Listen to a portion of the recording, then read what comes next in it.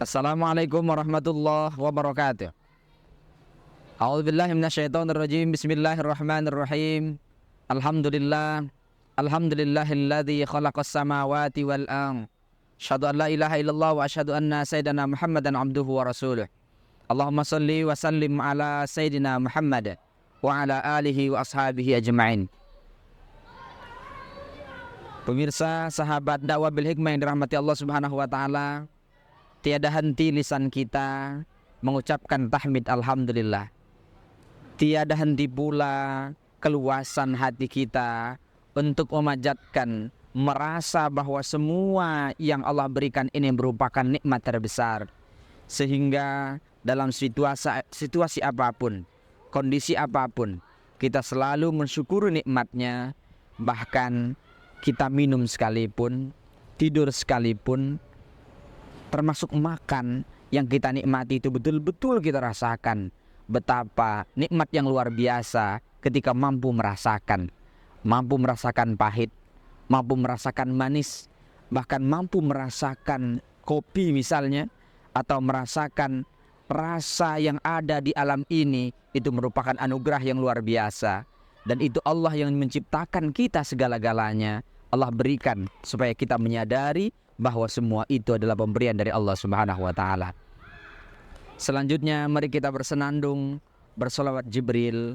Sallallahu ala Muhammad, sallallahu alaihi wasallam, sallallahu ala Muhammad, sallallahu alaihi wasallam.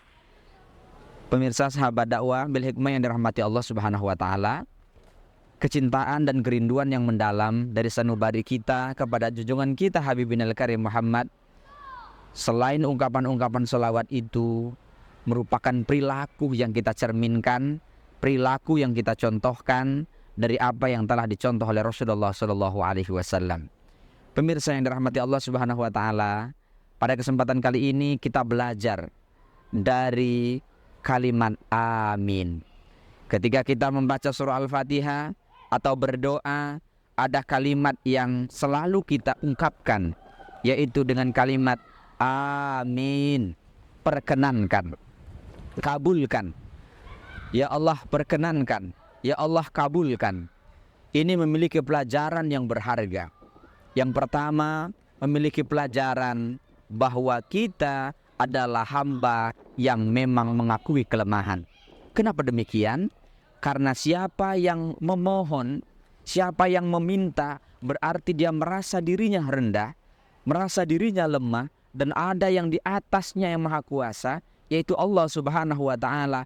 Maka dia tengadahkan kedua tangannya, kemudian dia tundukkan mata hatinya, bahkan dia mohon kepada Allah dengan ungkapan amin. Perkenankan ya Allah, kabulkan ya Allah semua hajat-hajat kami ya Allah.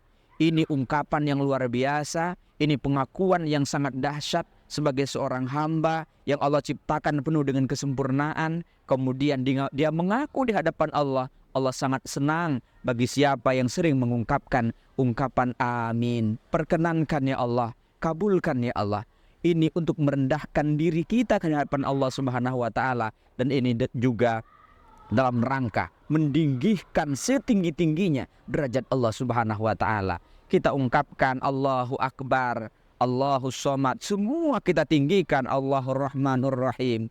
Kemudian kita mohon kepada Allah, ya Allah, amin. Perkenankan ya Allah, kabulkan ya Allah. Ini memberikan dorongan dan pelajaran kepada kita bahwa kita adalah hamba yang lemah. Ada yang kuasa, yaitu Allah, tempat kita meminta. Kemudian pelajaran yang kedua, ini pelajaran perkenan. Allah akan langsung menjawab siapa-siapa saja yang memohon kepadanya. Baik itu segera, ataupun sedang, ataupun nanti Allah tunda. Dan pasti itu adalah aktivitas yang kita lakukan, aktivitas ibadah. Dan ini berarti Allah permudah, Allah perkenan. Maka pelajaran bagi kita, mari permudah orang lain.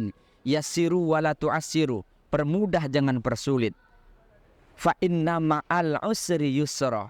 Sungguhnya bersama kesulitan selalu ada kemudahan.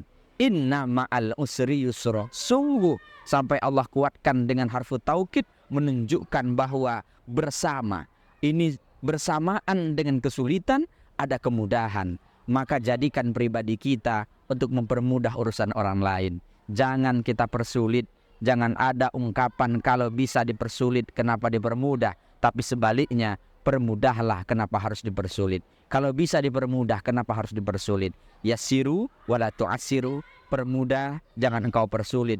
Siapa yang memudahkan, maka dia akan dimudahkan. Siapa yang mempersulit, maka Allah akan mempersulitnya.